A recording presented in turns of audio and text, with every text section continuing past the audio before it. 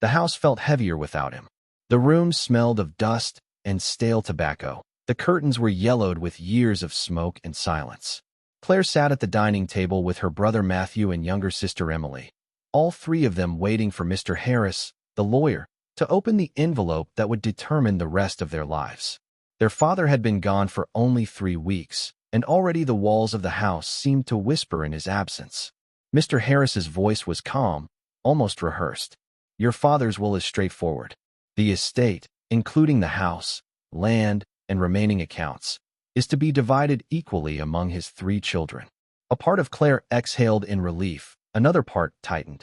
Equal was fair, at least on paper, but she knew fairness was not what brought them here. When the lawyer closed his folder and began packing, Emily noticed a smaller envelope tucked beneath the larger one. What's that? She asked, her voice thin but sharp. Mr. Harris blinked, hesitated, then pulled it out. This wasn't with the official will.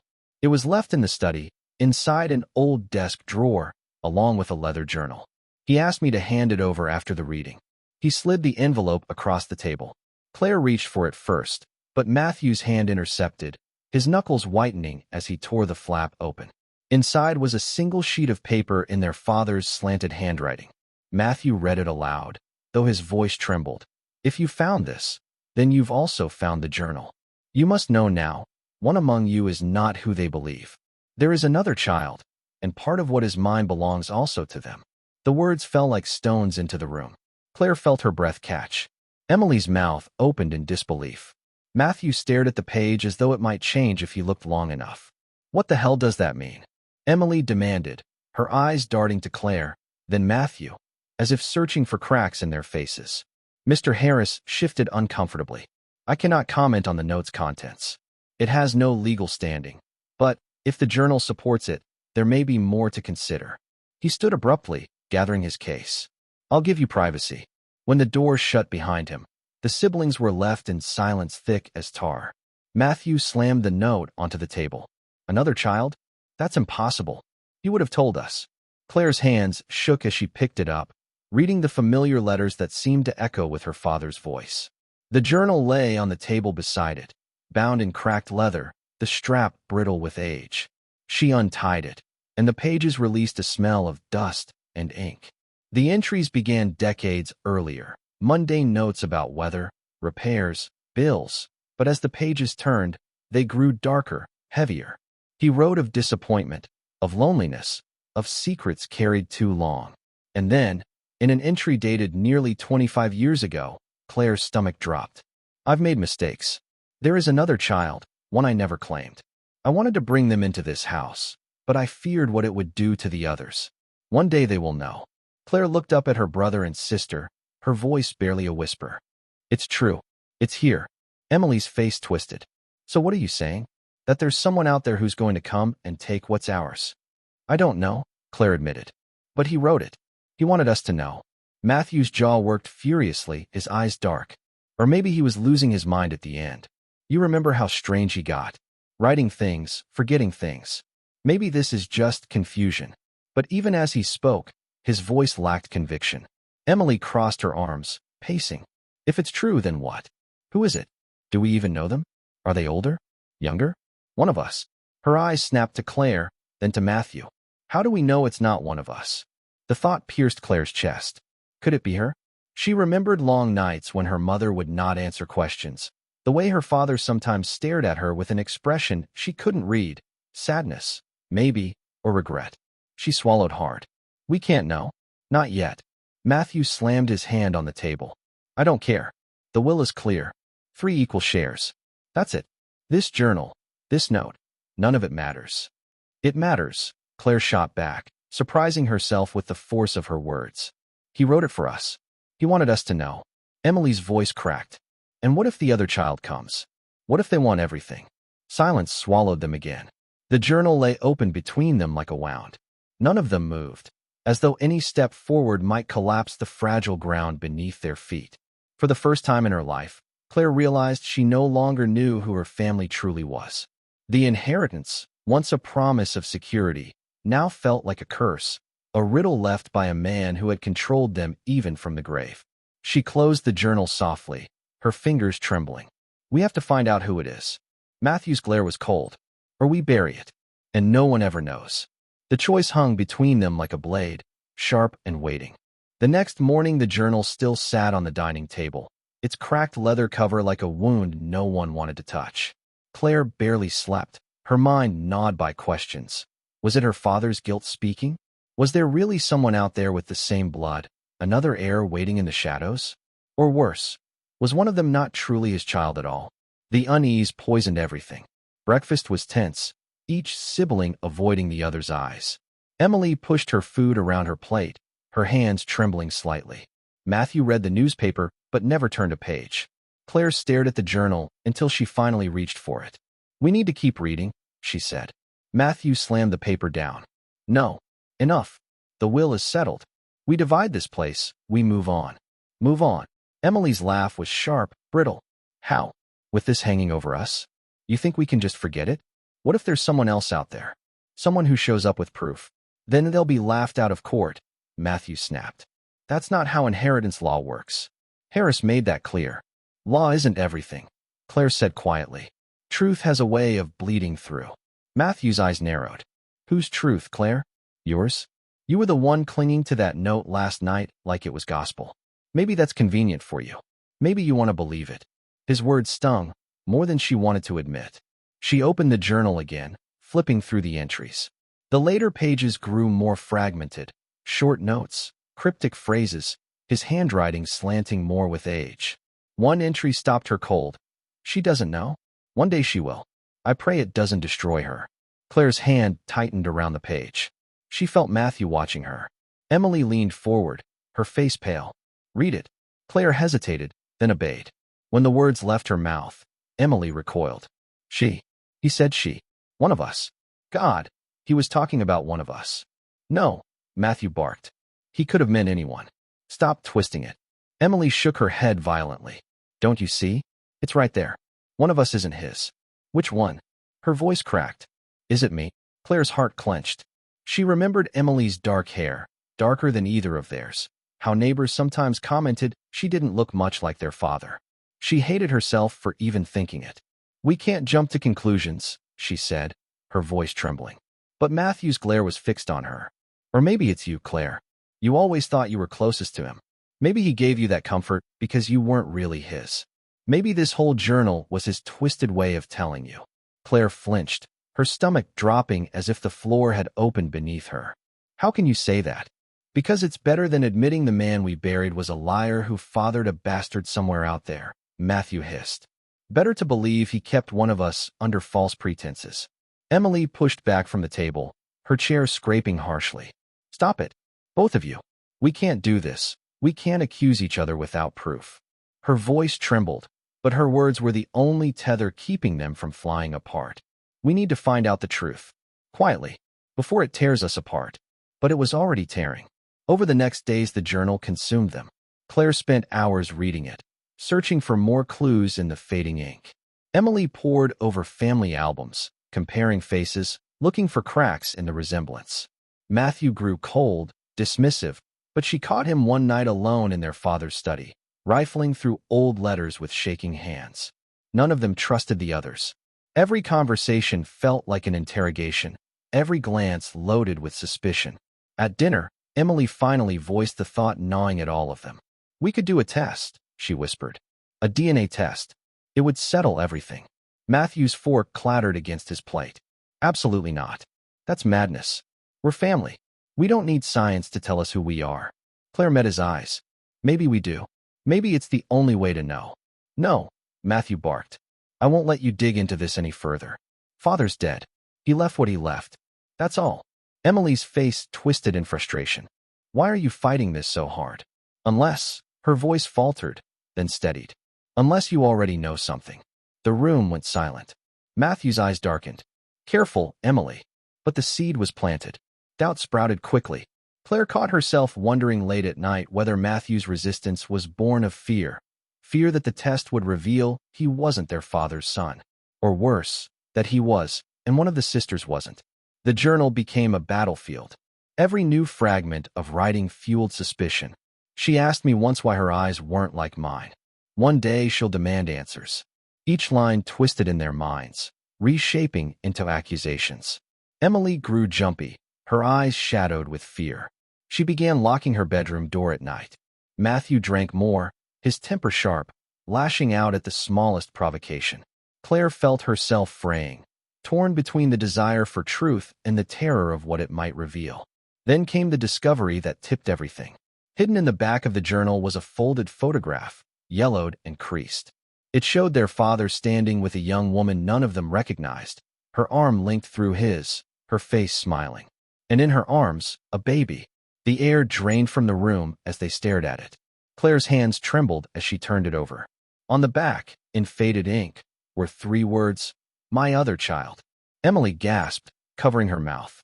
Matthew swore under his breath, pacing furiously. Claire felt her knees weaken. "It's real," she whispered. "There's someone else. Out there. All this time."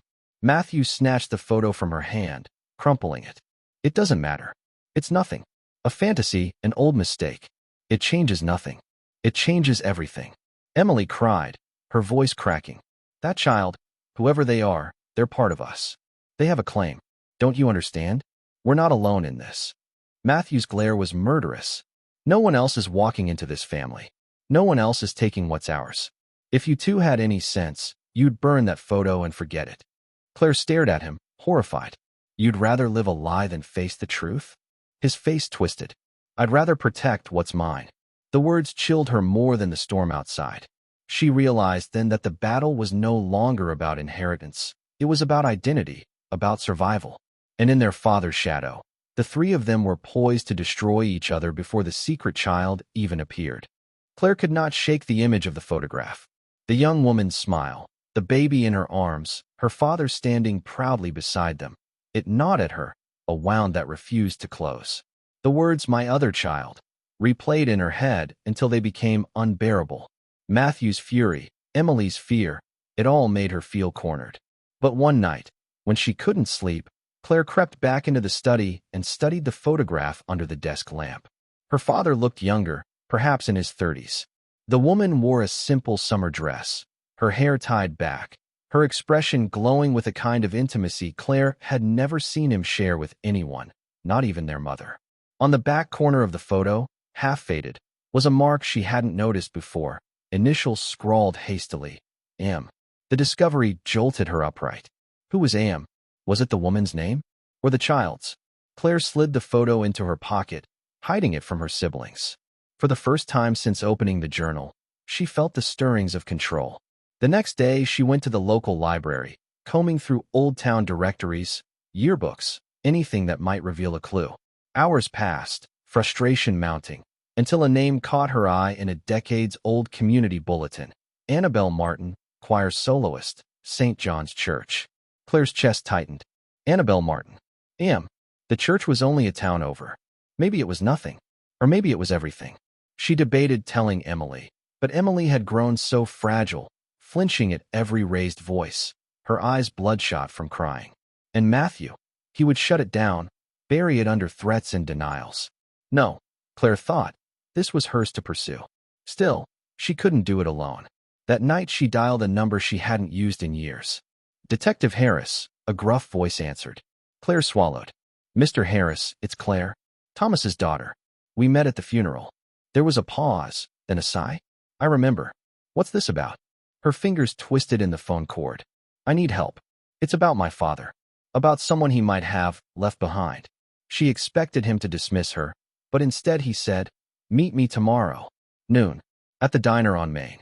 When she arrived, Harris was already seated, a man in his late 50s with sharp eyes and a coffee steaming in front of him. He listened as she explained, showing him the photograph, whispering about the journal. He studied the picture in silence, then leaned back. "That's not nothing," he said finally. "That's a lead. And if it's real, then yeah, you're looking at a potential heir." Claire's stomach twisted. Hearing it aloud made it more real. "Can you help me find them?" Quietly. Harris hesitated, then nodded. "I'll dig. But you need to know, secrets like this don't stay buried without reason. If your father kept this hidden, there's a good chance others will want it hidden too." His warning lingered in her ears as she left, but the pull of the truth was stronger than her fear. Over the next week, Harris fed her scraps of information. Annabelle Martin had once worked at a textile mill. She disappeared from town suddenly in the late 80s. Around the same time, their father had been traveling frequently for business. A rumor circulated that she'd gone upstate to live with relatives. Harris tracked down a faded record of a birth certificate, a daughter born to Annabelle Martin, unnamed father. Claire's pulse raced when she read it. A daughter. Somewhere out there, she had a half-sister. But before she could decide what to do, Emily stumbled upon Claire's secret. She found the photo missing from the journal and confronted her late one night, her voice shaking with betrayal. "You've been hiding things from us? From me? After everything?" Claire tried to explain, but Emily only grew more distressed. "You don't understand," Emily whispered. "If she exists, if she's real, then I'm nothing. Don't you see? He wrote about her in his journal. Not me. Maybe I'm the mistake. Maybe I was never his." Tears streamed down her face. Claire pulled her close, but inside she felt a cold dread. Emily was unraveling. The truth wasn't just dividing them. It was breaking her sister apart. Meanwhile, Matthew grew more suspicious. He noticed the hushed phone calls, the way Claire slipped out in the afternoons. One evening he cornered her in the hallway, his breath thick with whiskey. "What are you hiding, Claire?" She met his glare, refusing to flinch. "The truth you're too afraid to face." His fist tightened at his side. For a moment she thought he might hit her. Instead, he leaned in, his voice low and venomous. "If you bring some stranger into this family, I swear you'll regret it." Claire trembled after he left, but her resolve hardened. If Matthew was this desperate to keep the secret buried, then she was even more determined to unearth it. Days later, Harris called. "I think I found her. She goes by Anna Mitchell now. Different name, but the timeline fits. She's living 2 towns over. Works at a daycare. Claire, she looks like you." Claire's world tilted. A name. A place. A flesh and blood sister. Her hands shook as she held the phone. "What do I do?" Harris's voice softened. "That's up to you. But once you open this door, there's no closing it." That night, Claire dreamed of a woman with her father's eyes, a child raised in the shadows, unaware of the war her existence had sparked. She woke with a decision carved deep into her chest. She had to meet her. But as she stood in the mirror, rehearsing what she would say, she realized the danger wasn't just in finding Anna. It was in how Matthew would react when he discovered what she had done. For now, she would tell no one. Not Emily, not Matthew. This was her secret, her burden, her chance to shape the truth before it destroyed them all. The weight of the secret gnawed at Claire like a slow poison. She went about her days in a haze, waiting for the moment she could slip away to watch Anna Mitchell from a distance. The first time she saw her, it was from across the street outside the daycare. Anna was laughing, lifting a toddler into the air, her hair catching the sun. Claire's chest tightened. She looked so normal, so unaware. And yet, in her profile, Claire caught the sharp line of their father's jaw, the same slope of nose. It was like looking into a mirror of a life that might have been. Claire drove home that night with trembling hands, torn between awe and terror. She couldn't bring herself to approach, not yet. But knowing Anna existed made the house feel smaller, heavier, more dangerous. Emily sensed something was wrong. She had grown withdrawn, barely eating, pacing the halls late at night. Once, Claire found her standing in the dark kitchen, staring at the journal as if it were whispering to her. "He never loved me," Emily said flatly. "He loved her. The other one. That's why he wrote all of that." Claire tried to soothe her, but Emily pushed her away, muttering that the journal was proof she didn't belong. Claire realized with a chill that Emily was slipping, and she didn't know how to pull her back. Meanwhile, Matthew's suspicion hardened into hostility. He started locking the study, hiding documents, demanding to know where Claire went during the afternoons. "You think I don't notice?" he growled one evening, cornering her by the staircase. "You disappear, you make phone calls. Who are you talking to? Who are you bringing into this?" Claire lied, saying she was just running errands, but Matthew's eyes burned with disbelief. "If you ruin this family, I'll never forgive you," he hissed, his voice low enough that Emily couldn't hear. The threat lingered long after he stormed off. The pressure inside the house became unbearable. Meals were eaten in silence. The journal was hidden, then found, then hidden again, each sibling trying to control it like a weapon. One evening, Claire returned to find Emily in Matthew's room, clutching the photograph. Matthew snatched it away, his face red with rage. "What the hell are you doing in here?" he roared. Emily's voice shook. "She deserves to know. Whoever she is, she deserves the truth." Matthew shoved her hard enough that she stumbled against the dresser. Claire rushed in, shoving him back, her heart pounding. "Don't touch her," she screamed. Matthew's chest heaved, his face twisted with anger. "You're both fools. You'll drag some stranger into our lives. Let her take everything. You think Father wanted that? He wanted us to protect this family, not tear it apart. Protect it." Claire spat. "By lying? By pretending he didn't write what he wrote? He had another child, Matthew. You can't erase that." His eyes narrowed. "Watch me." That night, Claire hid the photograph under her mattress, afraid of what Matthew might do. But Emily wasn't sleeping anymore. She was unraveling faster. Claire caught her scribbling in the margins of the journal, writing desperate questions. "Was it me? Why didn't you love me?" Her hands shook, her face pale and hollow. Claire feared she might do something reckless. Days later, Harris called with urgency. "Claire, we need to talk." Not on the phone. She met him at the diner again, her pulse quickening. Harris slid a folder across the table. I dug deeper. "Anna Mitchell. She's clean, lives quiet. But here's the thing. Someone else has been asking about her too." Claire froze. "Who?" Harris's eyes darkened. "Your brother." Her blood ran cold. "Matthew?" Harris nodded. "I don't know what game he's playing, but if he finds her before you do, I don't think he'll be kind."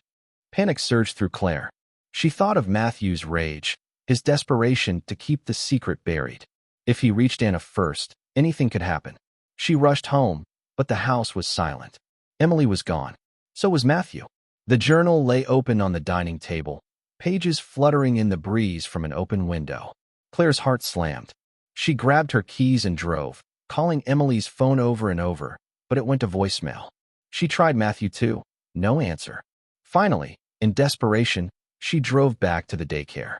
Her chest heaved as she pulled into the lot, scanning for signs of them. Then she saw it. Matthew's car parked across the street. And on the sidewalk, Emily stood frozen, tears streaking her face, while Matthew loomed over a woman clutching a purse to her chest. Anna Mitchell. Claire's world spun. She flung open her door, running toward them. "Stop!" she screamed. Matthew turned, his face twisted with fury. "So this is her? This is what you've been hiding." Anna's eyes widened. Confusion and fear etched across her features. "Who are you people?" Emily sobbed, clutching the journal to her chest. "He wrote about you," she cried to Anna. "You're the one he loved?" "Not me. Never me." Anna stepped back, bewildered. I don't understand." Claire pushed between them, her arms spread protectively. "Matthew, don't. She doesn't even know." But Matthew's voice was venom. "She's a parasite. She'll bleed us dry. Father's mistake, nothing more." He lunged, snatching at the journal in Emily's hands. She screamed, resisting, but the book tore free, scattering pages across the pavement. The three of them collided in chaos, shouts, sobs, paper flying like dying birds. And in the middle of it all, Anna stood frozen, terror and recognition dawning slowly in her eyes as she looked at Claire. "You look like him," she whispered. Claire's breath caught. Anna had seen it too. But there was no time. The street filled with their cries, with Matthew's rage, with Emily's despair, with the collapse of everything their father had tried to hide. For the first time, Claire realized there might be no saving any of them. The papers fluttered like white flags across the pavement, but no one was surrendering. Matthew's hand clamped down on the journal, his knuckles white, his chest heaving. Emily sobbed uncontrollably, reaching after it as though the book itself were the last thread tethering her to their father. Anna stood frozen on the sidewalk, her back pressed against the daycare fence, children's laughter carrying faintly from inside, a cruel reminder of the normal world that still existed beyond this storm. Claire's pulse thundered in her ears. She had to stop this before it went too far, but it already had. "Matthew, listen," she shouted, her voice raw. "This isn't about money or the house or the will. It's about the truth. Don't you understand? She's our sister." Matthew spun on her, his eyes bloodshot, wild. "No, Claire. She's nothing. She's a mistake. Father knew it. That's why he buried it. And now you want to drag her into our lives, into everything we built? Over my dead body." He raised the journal like a weapon, and for a terrifying moment Claire thought he might strike Emily with it. Emily flinched, clutching at Claire's sleeve, whispering brokenly, "He didn't love me. He loved her. He wrote about her." Claire wrapped her arm around Emily, pulling her behind. "That's not true. He loved us all in his way." Her voice cracked, because even as she said it, she wasn't sure anymore.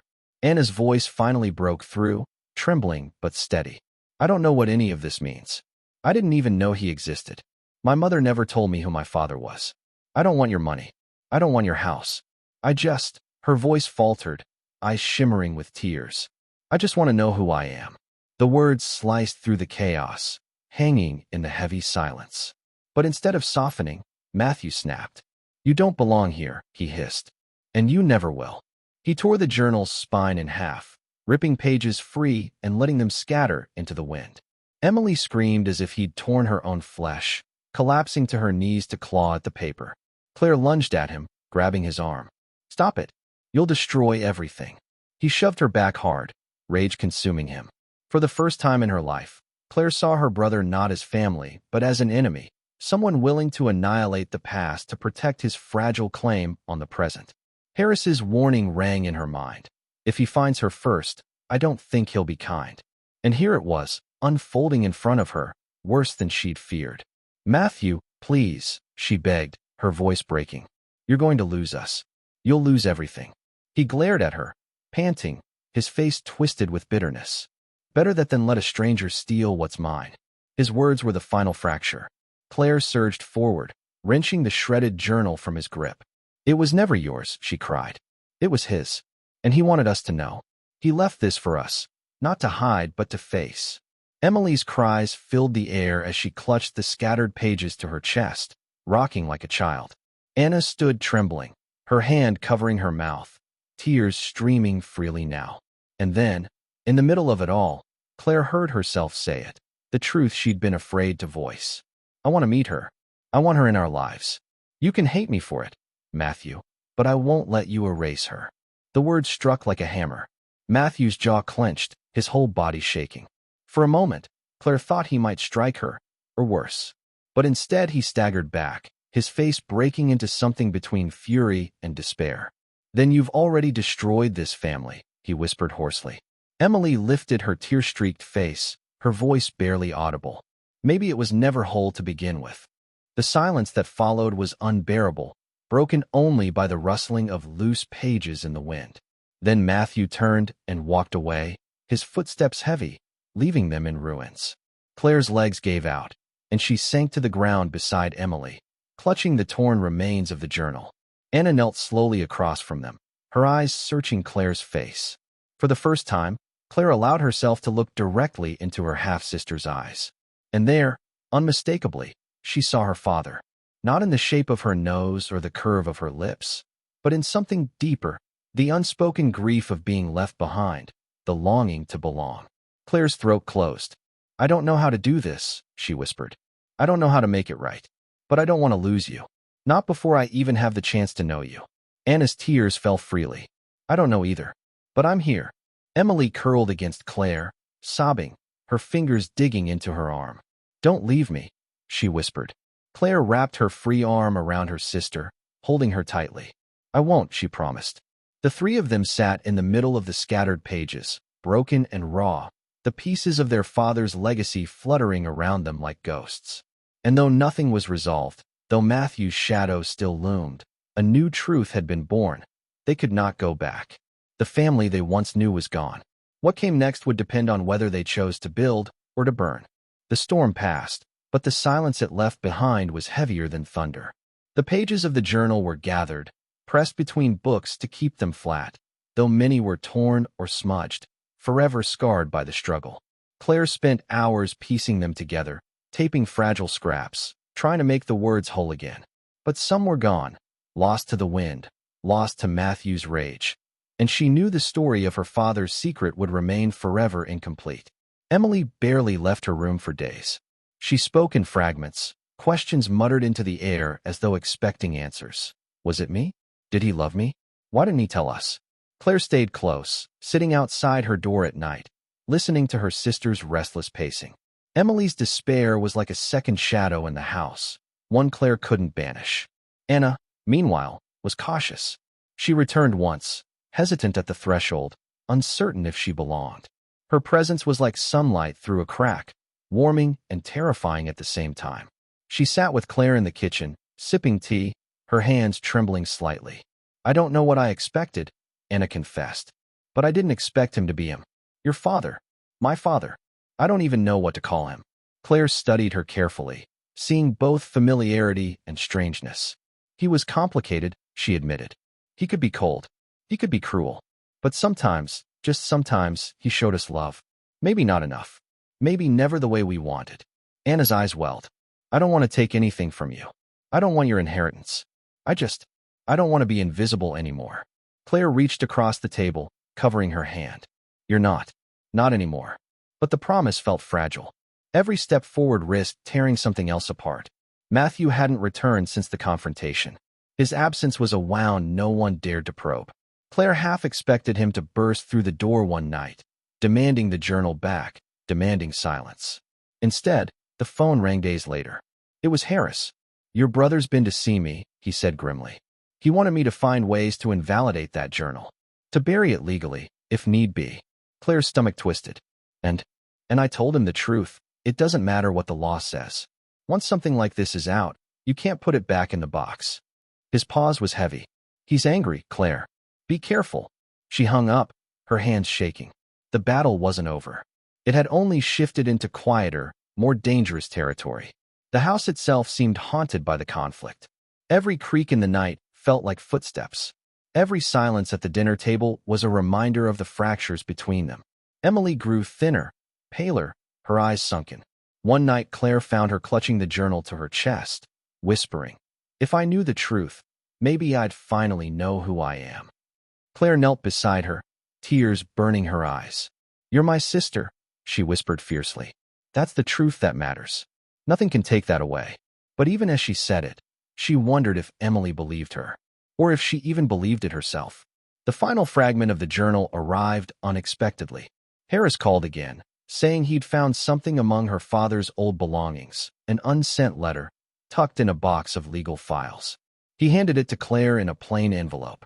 The handwriting was unmistakable. Her father's. She unfolded it with trembling hands, reading words that seemed written for them all. "To my children, if you're reading this, then I failed to speak while I had the chance. I kept secrets because I was weak, not because you weren't worthy. I loved you, all of you, though not always well. And to the one who never knew me, I am sorry. You were not my mistake. You were my silence. I hope one day you all find each other, and in doing so, find me again." Claire's breath hitched, her vision blurring. Emily wept openly as she read, clutching the page. Anna sat very still, her lips trembling, as though the words had pierced a place long frozen. For a moment, they were united, not by blood or inheritance, but by grief. Yet the letter did not erase the damage. It only underlined what had been lost. In the weeks that followed, small choices carved the path forward. Emily agreed to see a counselor, though she resisted at first, her fear of being the unwanted one still sharp. Anna visited again, this time staying longer, telling them stories of her childhood, of a mother who worked double shifts, of birthdays without a father's presence. Claire listened, torn between sorrow and a strange sense of kinship. Matthew remained silent. No calls, no letters, no footsteps at the door. His absence became another ghost, heavier than his presence had ever been. One evening, Claire sat alone on the porch, the journal on her lap, the letter folded inside. She stared at the horizon, where the sun dipped low, painting the sky in bruised colors. She thought about family, the one they were born into, the one they discovered, the one they might yet build. None of it felt whole. None of it felt secure. But perhaps wholeness wasn't the point. Perhaps the truth, however jagged, was better than silence. Inside, Emily's soft laughter drifted from the kitchen where Anna was telling her a story about the daycare children. It was tentative, fragile, but it was laughter all the same. Claire closed the journal gently, her fingers lingering on its scarred cover. The inheritance had been meant to divide property, but instead it had forced them to inherit something far more difficult, the truth of who they were and who they weren't. And as she sat in the fading light, Claire realized the question would linger forever, whether knowing the truth was worth the cost.